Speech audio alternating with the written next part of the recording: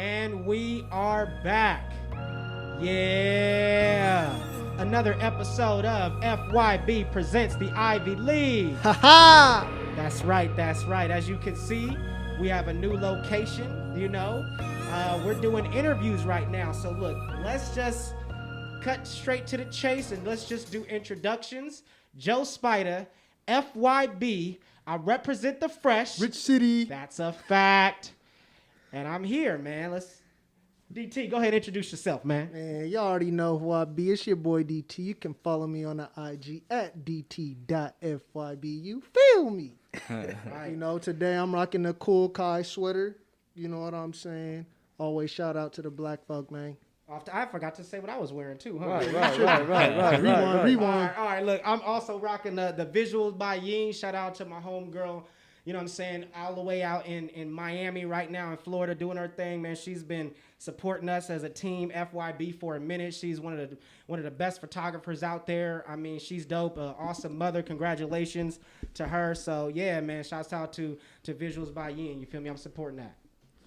Oh, and Soul Premise. My bad. Forgot the hat, too. Soul Premise. You feel me? We are. All right, my bad. Right. Now we at FYB Reads. You know what I'm saying? Talk to me nice. And right now I'm rocking that All In Enterprises. 99% real is still too damn fake. You know what I'm saying? So we got to keep it 100 at all times. Yeah, man. I'm excited. Let's go. Man, what's happening? What's cracking, man? I'm Steve, also known as FYB Slick. You can follow me on Instagram at ogslick.__. You feel me? And what I'm rocking today, shout out to the Black Panthers. This is Ken Shop. You feel me? I got the Black Panther coat on. You can see the back, but you can see the Black Panther on the back, and on the inside has some images of the Black Panther party on the inside of the coat today. You feel me? So off tops. And now we have our guest. Right. You know what I'm saying? Yes, sir. Our guest is here.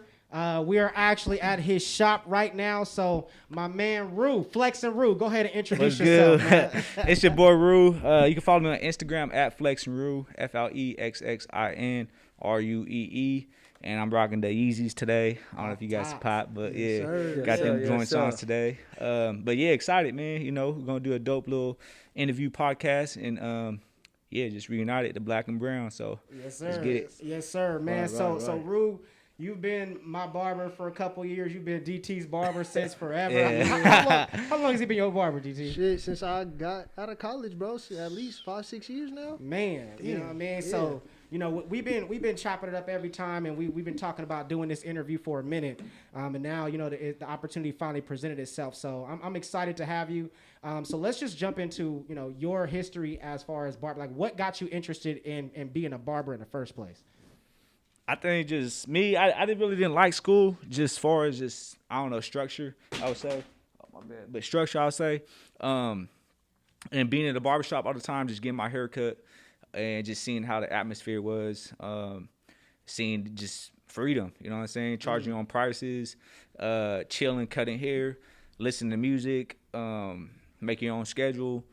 And, yeah, that kind of got me into it, and just networking and the people you come across. And, yeah, just setting an image for yourself, So you was the homie in high school cutting everybody here? Yeah. I started like junior year, senior year. Yeah. So like junior year, then a junior year, then just rolling to senior, then just kept cutting. So, but yeah, definitely dope, When was the first time you remember, like, cutting somebody hair? First time, I was working at McDonald's in high school. I was still working at McDonald's. Then I just started telling the people, like, hey, I'm going to start cutting hair. Some of the coworkers that came by got a haircut, bowl cuts. Man, that shit was crazy. But, we all start from somewhere. Right. But, yeah, that's the beauty of it, just looking back at it and, like, damn, But, yeah, and I was working at McDonald's and just adventure off to cutting hair as I start getting better and better. When do you think like your shift was from like, all right, now I'm somebody that cut hair to I'm a barber. Like I know what I'm doing. Like When did you get the bars? Yeah, how long do you think it took you to make that transition to like just cutting hair to like I know what I'm doing. I'm an actual barber now. I think just the reputation as far as the words just start spreading out that just more people start coming and coming. You know what I'm saying? Where just kind of like, I guess that like trends. You know what I'm saying? So I feel like I was a trend back then, like where it just kept coming. So I was like, damn, okay, this is it. Seeing all these people coming in, and you know, it was more passionate about it too. You know what I'm saying? So just visualizing it, you know, in the garage, and okay, what I do next? You know, go to barber college. So yeah, I definitely say as I got more busier, and I see that a lot more people were coming back and recommending more people, and just all like, okay, this is it then. You know, really making some good money at the time when I was at that age. You know, so yeah. So tell us about like who Rue is, like on a personal note, like, you know what I'm saying, like what's your background, like where you from, you know what I mean, like what is it that, you know, that inspires you to automatically start, you know, obviously you said, you know, cutting hair and making money as a youngin', but like who is Rue, you know, like, to people who don't know you? So somebody would have, you know, who is Rue, I definitely like, I'm a person that's really into like mentality, spirit, physically, all that stuff. I feel like that's 100% like important, you know, just character, you know. So I definitely go off energy and to see if I can vibe with this person. So if people would have looked at me when they get to know me, it's like, okay, this guy's about character, but at the same time taking care of business, and just really doing a lot of self-educating and not closed-minded, and just being an open-minded person. So yeah, that's pretty much it. Just really into character and inner self, and just paying attention what's around me.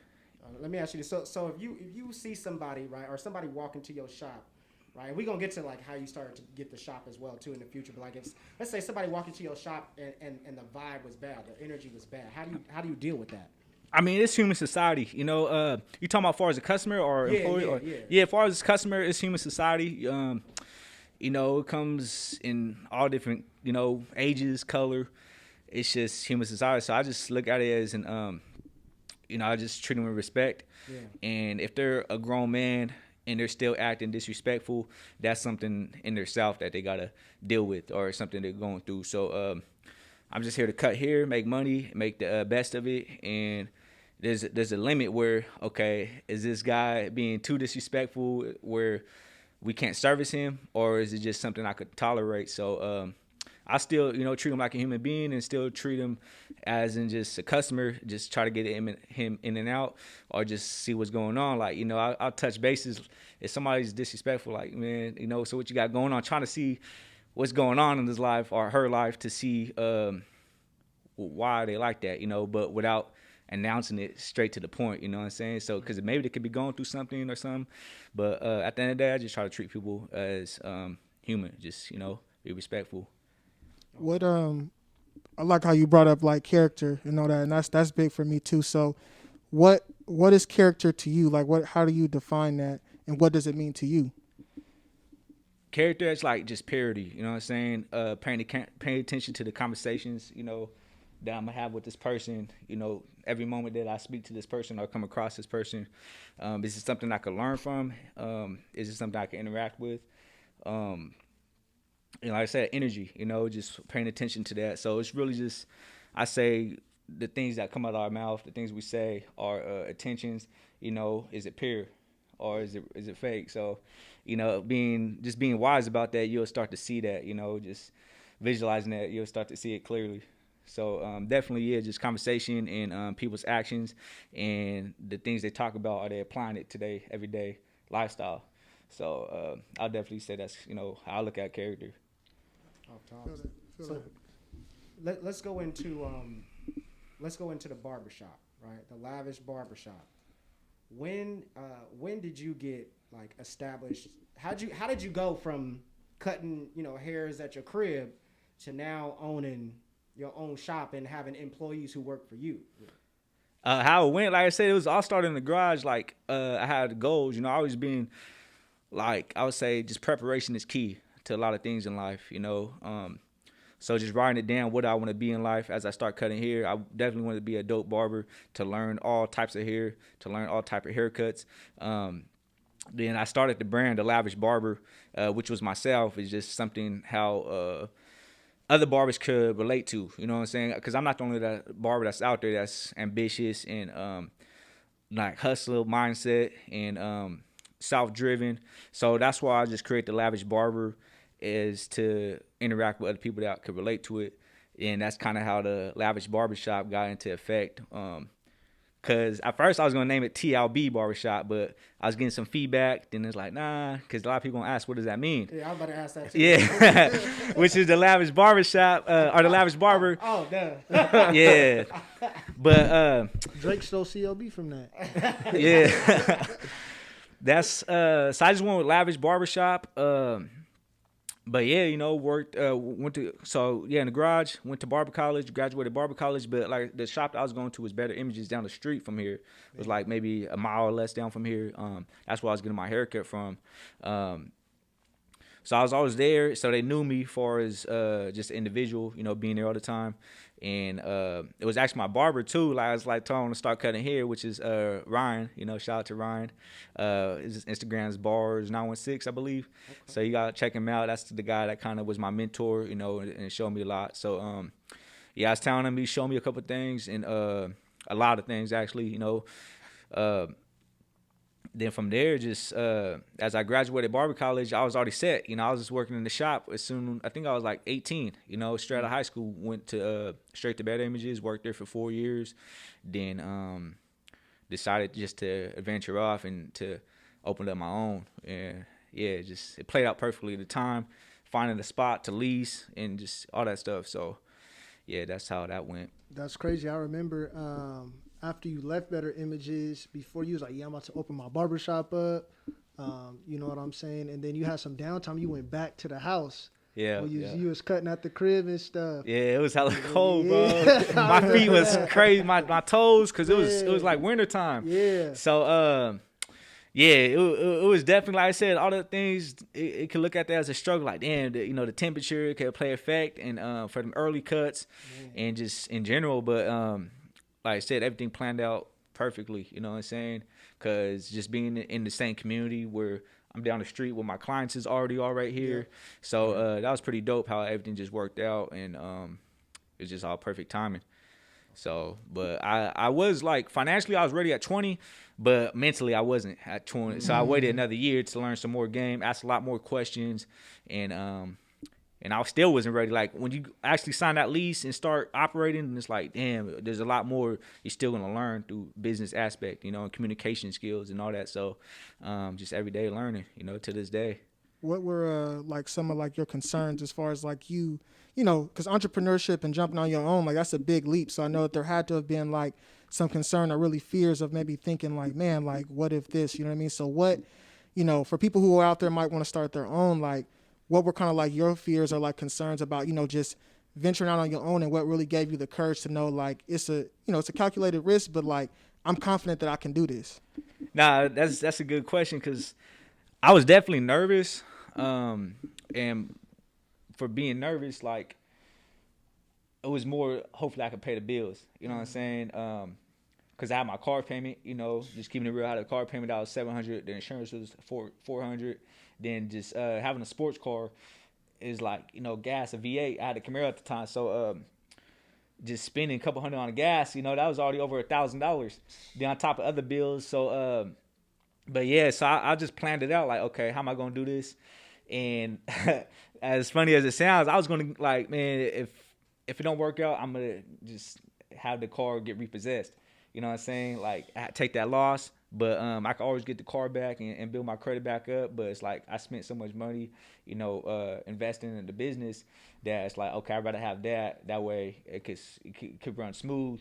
Then as I get people up in here, it could pay for that debt, you know, pay off that collection from the car. So that was my thing. But thankfully, God was looking out after me, and I was confident. I was confident too, but at the same time, I was looking at what could happen, what would I do if this does happen? Right. And but I was confident, as in, you know, I was just, like I said, it was a trend, like, man, just cutting so many people, some of the Kings players, NFL players, and I was like, okay, man, not everybody could say they do that in a humble way, you know what I'm saying? But so I'm thankful that I did come across that, and it definitely helped out my career, like, you know, boosting your name and the image that were, okay, this guy's cutting this Kings player, let me go check him out, you know? Right. So just trying to have that confidence, you know, putting out the facts too. So but yeah, everything worked out smooth as I was like posting videos and stuff of the shop getting done.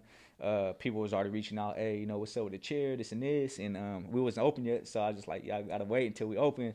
Then, but yeah, everything worked out good. You know what I'm saying? Got the chairs, everything was filled.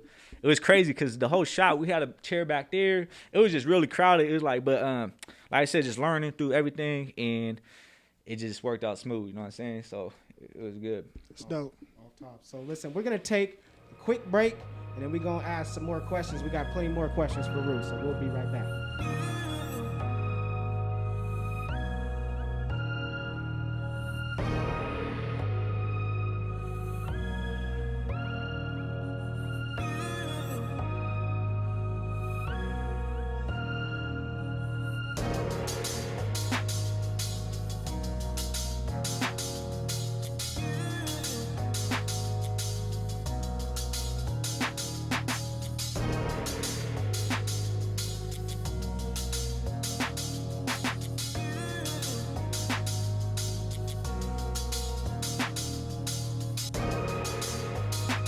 All right, and we are back. As you know, we are here with Rue at the Lavish Barbershop. So we got some more questions as part 2, man. We got a couple of questions we want to ask. Let's start with Reeves. Yeah, I heard you talk about spirituality a little bit earlier, and I kind of wanted you to touch on that, elaborate on it a little more, and kind of tell us how like you use your spirituality and what makes you look at your spirituality as the way your life is going, and how do you translate the way you are, your spirituality, to the successes that you have? Just being a follower of God and just Jesus Christ.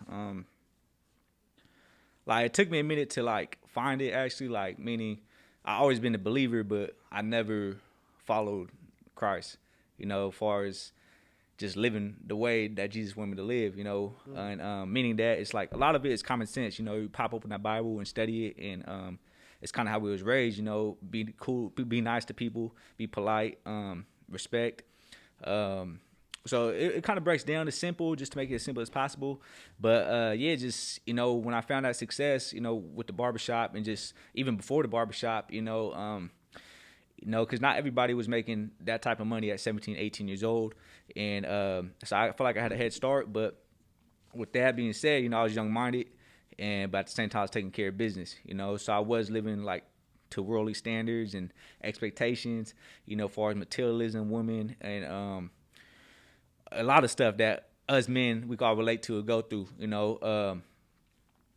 But yeah, you know, just always been a believer, but never lived by it. So as actually when the barbershop did start, when it did open, and it's just more success, more materialism, more money, all that stuff, but it still wasn't like I didn't feel like it was true. Like satisfying. Yeah, satisfying, you know, happiness, peace, comfort.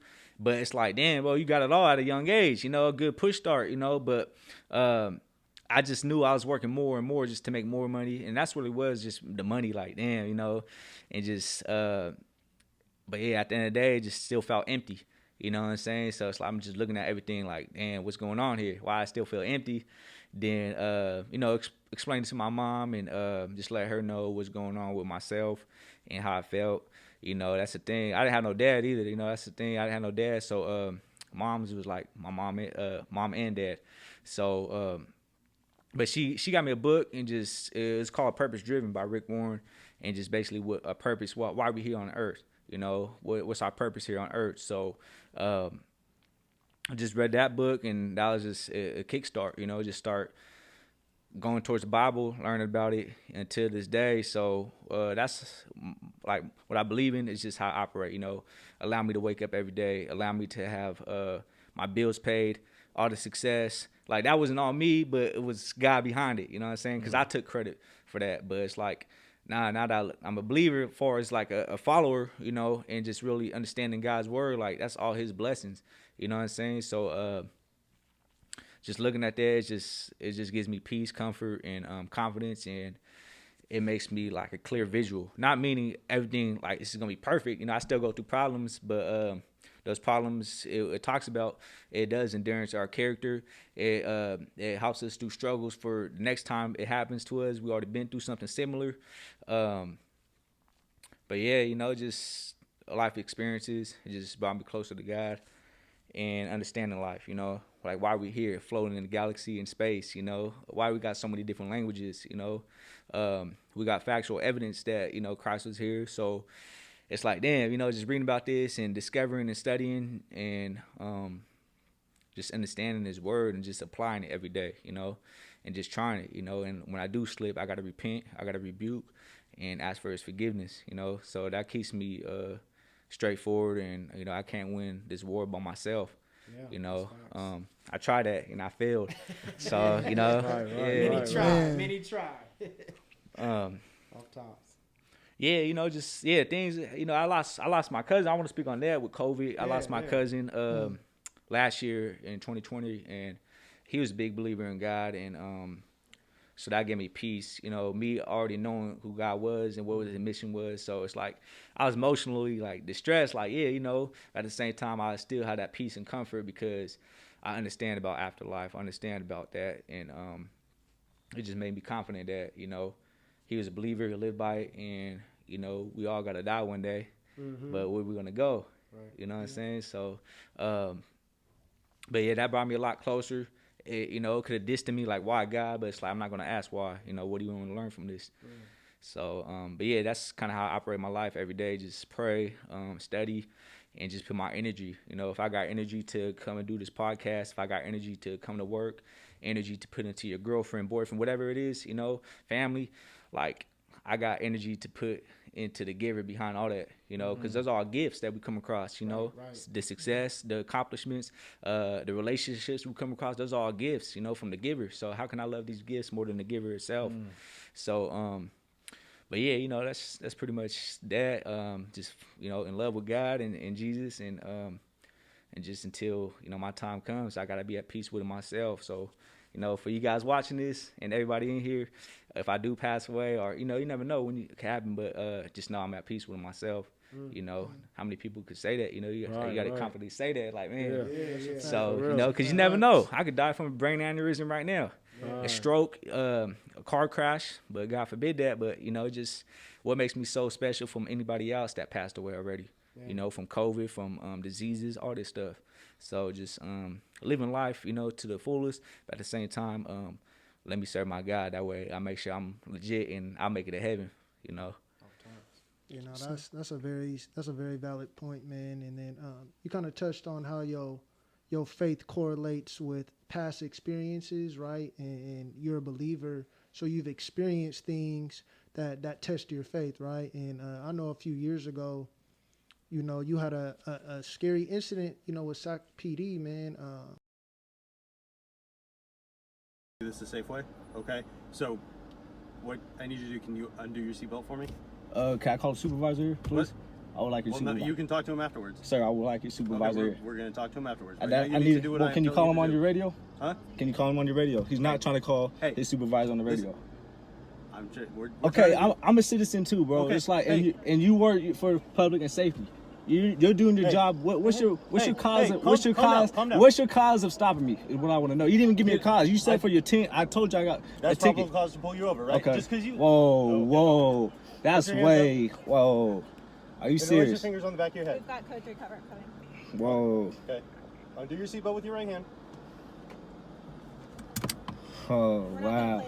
You care to elaborate a little bit on that and how that tested your faith? Yeah, for sure. Like, that was my first time. No, that was probably, my second time where, like, your life really, like, what they say, it flashes before, So, like, man, that stuff was scary. Just, I felt like, to be honest, just a person of color.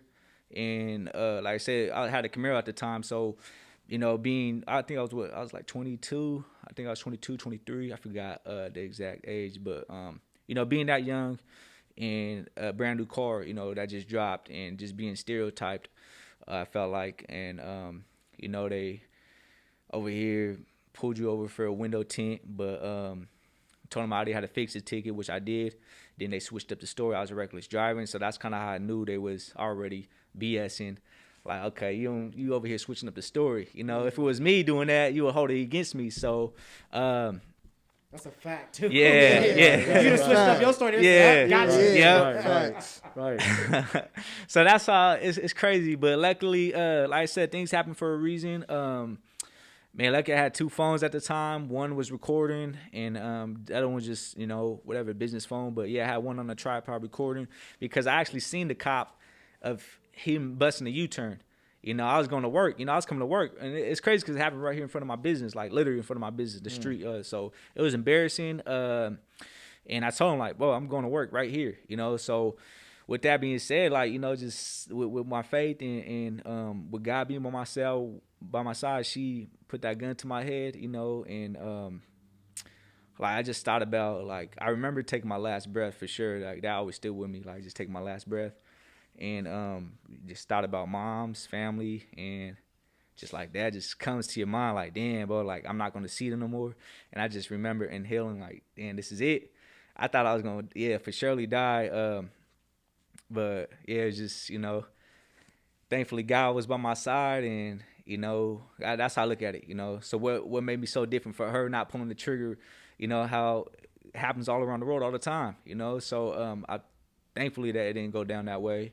And it's sad that it still went down the way it did, you know, especially somebody that was legit, that got no, you know, priors, no history of jail or nothing of that, you know what I'm saying? The only thing was just like regular tickets, you know, a fixed ticket, a speeding ticket, but nothing, no guns, no drugs in my lifetime, none of that stuff. So, but that's what made me upset is that the way I got treated, you know, and I'm not the person that'll cuss somebody out over getting mad, and I hit it with some history, you know, why are you doing this, you know, going back to history, you know, how it goes down. So I think that's what made her upset, you know, because she's stereotyping, think I'm gonna cuss her out, like, nah, let me get inside you, look what's going on here, you know what I'm saying? So that's what made her upset, is just the statement I made on some history, you know, just through life, and it still goes down to this day, you know. And I never thought I'd be one of those videos that would have been viral that I'll see on the internet myself. Like, damn, why did dude do like that, or old girl like that? And, you know, and it happened to myself. So, but at the end of the day, like I said, it's human society. She got something in herself that she got to fight through or going through, you know what I'm saying?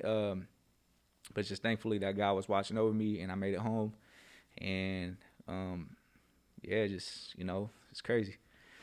Let's talk about that. You said you made it home. You know Yeah. what I mean? And I mean, right now we're in the city of Sacramento / Natomas, right? Nope, Sacramento. Sacramento. We're in the city of Sacramento, and you being from Sacramento, like, what made you stay here to start the barbershop, the Lavish Barbershop? Like, why didn't you travel? And, you know, a lot of people will go, you know, elsewhere to start their own business, you know, because they feel like they can't be successful in their hometown. Like, you got people like, you know, Mozzie, who comes from time to time to record videos and things like that. But he even, in his Breakfast Club interview, you know, he talked about how, like, it's dangerous to stay home. What made you choose to stay home in Sacramento and to still, you know, commit to your city? To be honest, the people, the community, and just showing the community, you know, because where we live at, you know, Northgate, Sacramento, it's a lot of politics, you know, it's a lot of gangs, you know, a lot of stuff goes down, and I come from that environment, you know what I'm saying, but that environment is not going to consume me into that, you know, so just to show the people, like, damn, you know, this young brown guy, this Mexican guy, you know, no father figure, you know, learning that man stuff and just doing it, you know, and, you know, all the people that supported me as well. But it's like, man, we could do something with ourselves, you know. It don't always got to be bad. Whatever it is, you know, we all got different journeys. So just to put a business into my community where people could come and learn from, people could come and have conversations. You know, I get a lot of young people that, hey, I want to cut here. Can I come by the shop and just chop it up and watch you? Yeah, you know, it's all good. So, and not only that, you know, sweepers, you know, before COVID, and just, you know, sweeping the shop, putting money in their pocket, and just really impacting the community, just to stay in my community where this can happen. You know, you don't got to be a product of the environment. You know what I'm saying? You can make something out of yourself. You know, and that comes, you know, without structure. You know, not having that structure at a young age, but at the same time, we still made it. You know, so it's just a lot of self-discipline, believing in yourself, and you know, like I said, believing in God. So just thankfully that I got a business in my community where it could impact others and influence others as well. You know, and I got another vision coming up, but I don't want to speak on that. But I don't know, it just feels like I'm just thankful and I'm just grateful that I could just be part of the community and just make things happen. You know, Yeah. it's just like a blessing, like a feeling that it's like, damn, you know, we really serving our people. Yeah. You know, and we could pass it down to you know, our people. So just trying to feed them and give them the knowledge and education, and just like y'all could do it too. So that's what made me stay in my community. Is just I love it, even though it's not good. Like far as, you know, a lot of stuff goes down, but at the end of the day, it's like it built me. You know, all the struggles that we come across, all the temptation that we come across, like that built me. You know, so. It made you who you are. Yeah. You know what I mean? It made you who you are. I feel that. So let's talk about your social media presence. Steve, you want to ask any questions about that, or you good? No? Good? I mean, just how did you end up like building your business through social media? Like, what advice would you have for like young entrepreneurs out there as far as like how to build your business, like especially through social media? We see a lot of different, you know, from e-commerce to, you know, local barbershops. Like, what advice would you have out there for people to know how to like build their brand? Social media, that's the thing, man. Everybody's on social media. You look around you, majority somebody's on Instagram, Facebook, Twitter. Like they always on social media, you know. So yeah, just social media is like you can become a billionaire off social media. You know, no lie, a millionaire. Whatever your goal is. Like social media is like the platform to. It's free advertisement. You could pay for advertisement to reach more people, promotion, but building the brand through social media. It definitely, I feel like it made me a lot easier coming across success, because when I was in barber college, like that's when the Instagram just dropped. You know, the Barbershop Connect, you know, if you guys watching this or if you guys know about Barbershop Connect, that was a place like you would try to you do such dope of a haircut to get posted on there, because they had like, at the time they had like 200-something thousand followers. Now they're like at 1-point-something million. So the goal was just like keep getting put on Barbershop Connect. But I know I kept getting put on it, and people were like, "Bro, you on Barbershop Connect?" So, but yeah, just like, man, we could do the same thing. Let's build a page, you know. The hashtags, the Lavish Barber, Lavish Barbershop, Sacramento Barber, all that stuff is just come across like, hey, how do you find me? How does client find me? I asked him when I cut their hair if it's a new client. Oh, I found you through Instagram, Sacramento Barber, you know, Dope Barber, you know, all those hashtags. So, you know, even with this next visual, what I spoke on earlier, using social media, you know, making another page for that business that I want to do, and yeah, you know, YouTube too, you know, with the YouTube. You got quite a big following on Instagram and on YouTube, right? Yeah. How many followers do you have on Instagram and how many on YouTube? Instagram we're like at 68,000. YouTube we're like 35,000 subscribers and followers. And that's helped you like gain another stream of income aside from the barbershop, Yeah, right? yeah, the YouTube, yeah. So you see those YouTubers, man. So crazy. You know, like it's dope because it pays for the car. You know, the YouTube pays for the car, or you know, I just put it towards the car. You know, that's a payment out. You know, just keep posting videos, and you know, it takes care of that.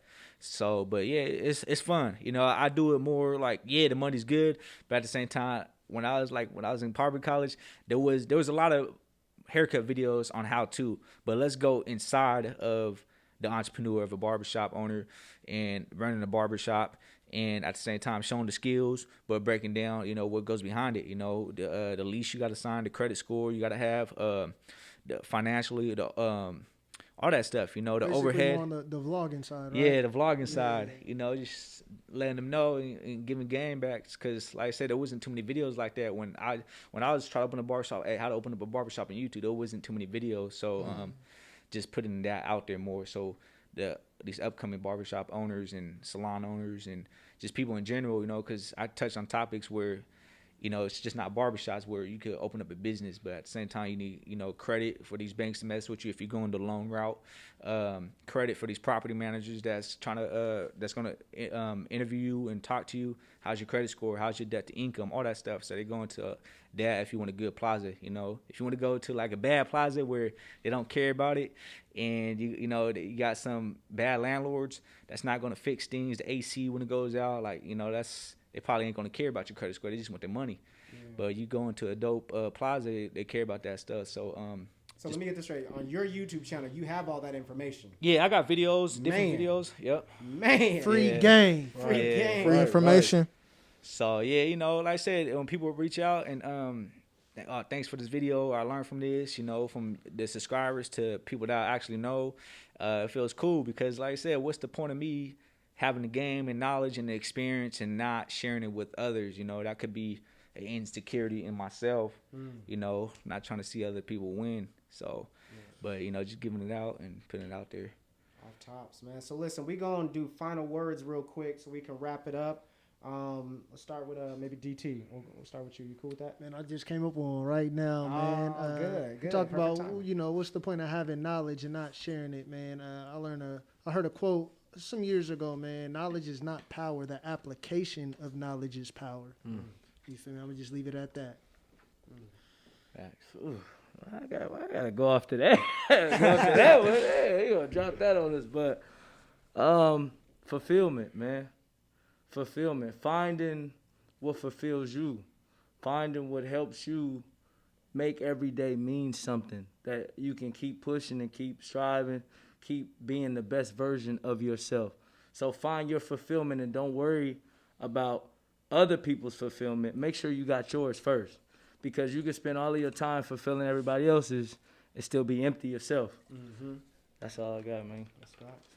Man, gotta follow that. No, but for real though, Rube, man, just shout out to you for just, you know, joining us today on the podcast. But just kind of going back into your running with Sac PD and just the way you handle that, I admire that about you, because I think that just shows, you know, the type of relationship that you have with God. Because you could have easily in that situation, a lot of people, especially people of color, could have shown or still have that hatred for that person, the way that they handled that. Yeah. And instead, like, the way you handled it was to say, hey, like, what's going on? You know what I mean? You know, and a lot of people, I think that's just a testament to the relationship that you have with God and just being able to show the spirit-filled man that you are. So I admire that about you, man. Like, that really kind of spoke to me, and I noticed that the way that you handled that, especially in today's climate. Come on, we ain't handling it that way. Nah, you know what I'm saying? Like, it's crazy. Yeah, a lot of people, they like, bro, you probably hate the cops now. Like, nah, bro, it's just, you know, bro, if you go to a barbershop, you got one, you can have a bad barber that's going to be rude to you. You go to a restaurant,